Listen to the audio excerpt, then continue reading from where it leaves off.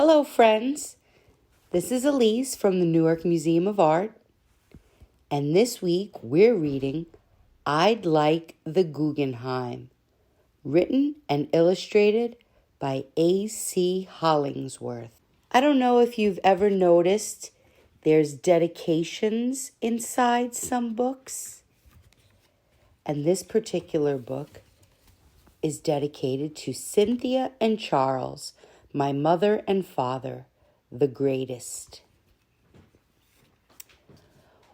Once there was a little boy named Andy who lived in New York City. On Andy's birthday, his father took him to play in Central Park.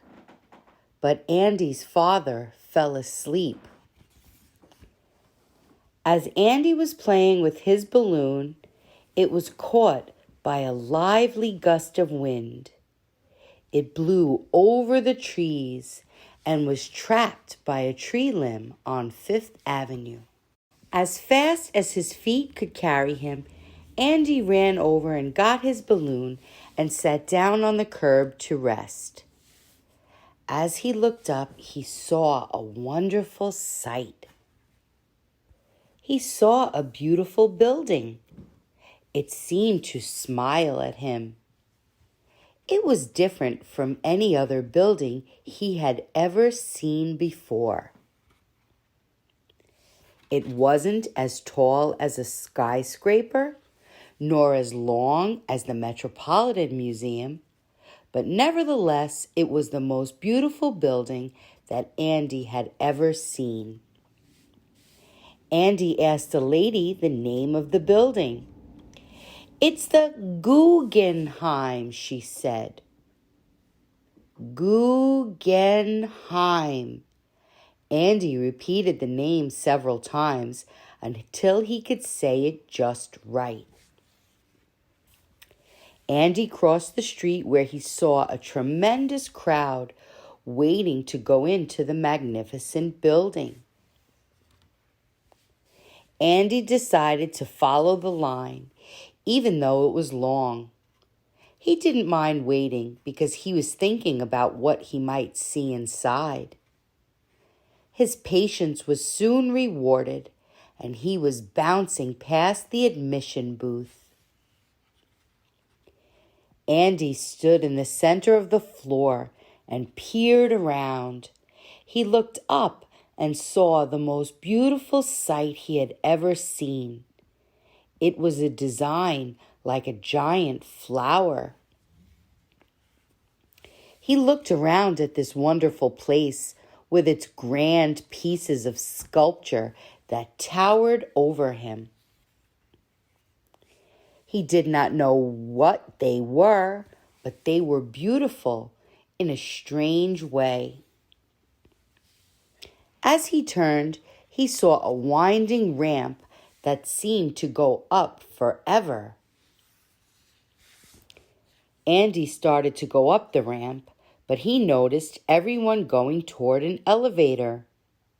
He ran along too. No one seemed to notice Andy. They were too busy looking up at the design in the elevator ceiling. Soon the doors opened and everyone got out. Andy followed the crowd as they began to walk down the ramp. Andy was amazed at the pictures he saw. They were colorful. They made him feel happy.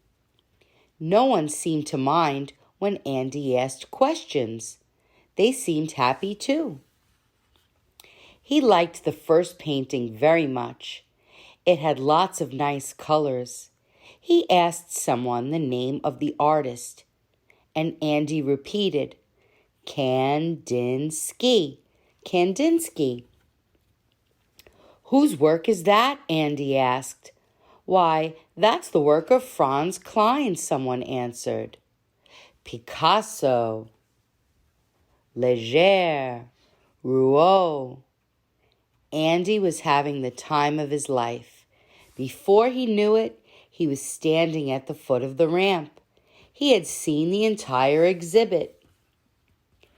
Andy wanted to see the exhibit again, but he realized he had been gone a long time. He dashed through the doors and back to the park.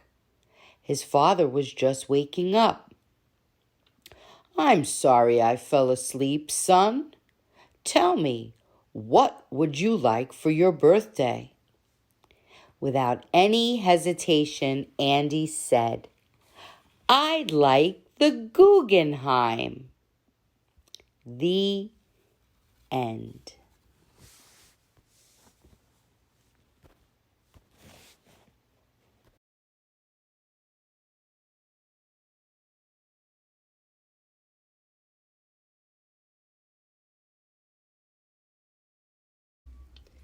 Hello, friends. I hope you enjoyed the book, I'd Like the Guggenheim by A.C. Hollingsworth. And now we can do a craft inspired by the book, the building, and one of the artists mentioned inside. The building shape and the artist Kandinsky both love circles and round shapes. So we're going to create our own art by using things around our house and tracing them to make circles on a paper. You can do it any way you like.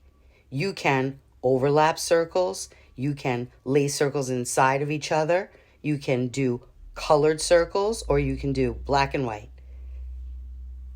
I hope you enjoyed the book and the craft. See you soon.